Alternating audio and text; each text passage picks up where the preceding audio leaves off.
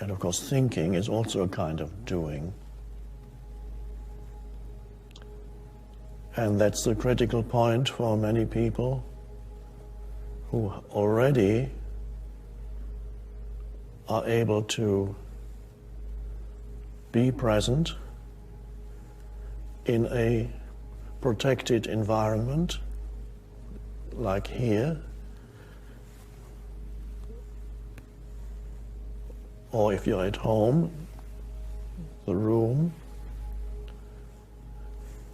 So a protected environment is like a greenhouse for presence, where you grow plants so that the plant is not exposed to the elements in where it would quickly die. The elements, of course, means, in our case, the challenges of daily life. And quickly dying here, in this metaphor, or whatever it is, means that presence is quickly lost the moment you start, even the moment, perhaps not even a challenge, even starting to talk and think with people and discuss something. And then immediately all the attention goes into the head, into thought, and so you are no longer occupying the body, but you are occupied by your thoughts. Another word for occupy is possessed.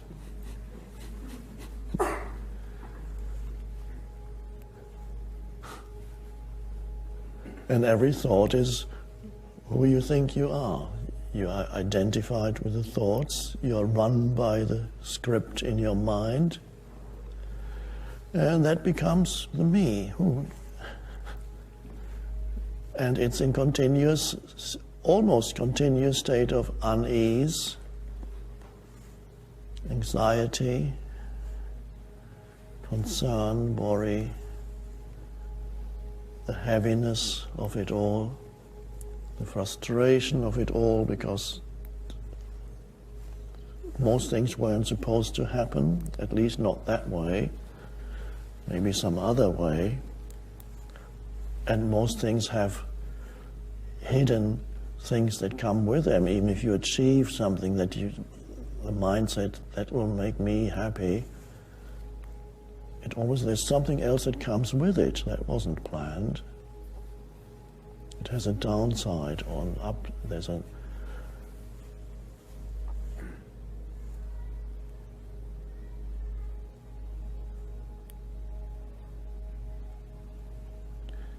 So instead of being possessed or occupied by your mind, you occupy the body.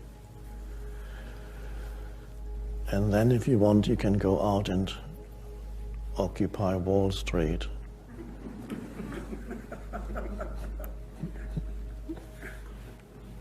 But if you go and occupy Wall Street or some other city or street without occupying the body, which means without being present, then you are not part of the solution, but part of the problem. As has happened many times in history, that the revolutionaries or whoever they were, who had wonderful intentions, became part of the problem, especially when they succeeded.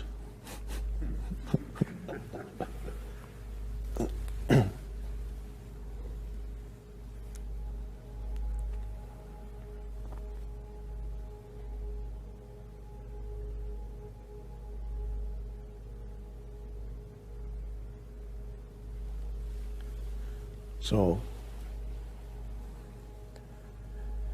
you can then feel alive without needing mental or emotional stimulus to make you feel alive. If you cannot sense that inherent indwelling aliveness, then you are desperate for some kind of stimulus to help you feel that you are alive, which could be, in the past that would have been problematic, but in our present civilization there is a whole industry designed to provide stimulus for your mind. Quite pointless, there's no actual significant content to it. Its whole reason for being is to provide stimulus for the mind. Like the disc, like the radio announcer who talks in between the music in an excited voice. When you go to a foreign country and you're in a taxi and the taxi driver has the radio on and you don't understand the language and he's talking, it's something incredibly important must have happened. But if you could actually understand it, you would see it's totally meaningless. So there's an enormous force behind it, but it is devoid of any content. There's nothing meaningful is being said. It's just to provide some stimulus in some very fleeting emotion, sometimes anger. Certain TV or radio stations are based upon making you feel, giving you a high of righteous indignation or anger. Some people specialize in that. They are always basically angry about something, and people love tuning into that because then they can feel angry too, and gives them a substitute sense of aliveness. And then that passes, and then you need something else. Of course, there's no shortage of stimulus.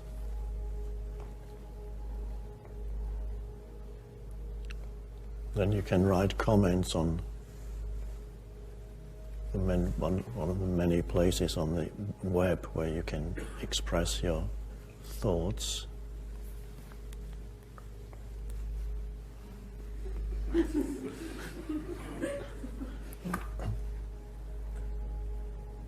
So, as one French philosopher said, I don't remember who, Pascal maybe,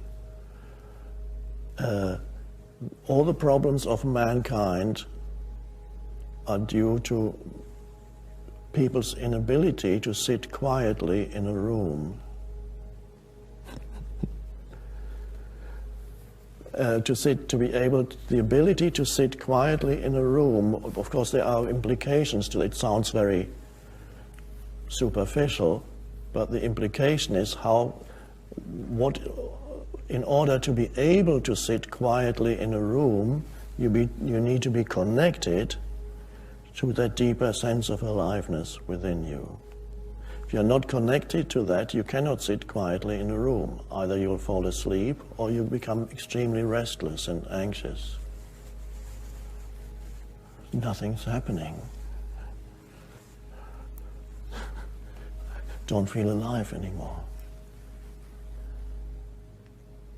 And in a relationship, without that sense of aliveness, of being, you need drama. Without the drama, the relationship doesn't seem alive anymore, because you don't feel alive without it. It may not be pleasant, but at least something is happening.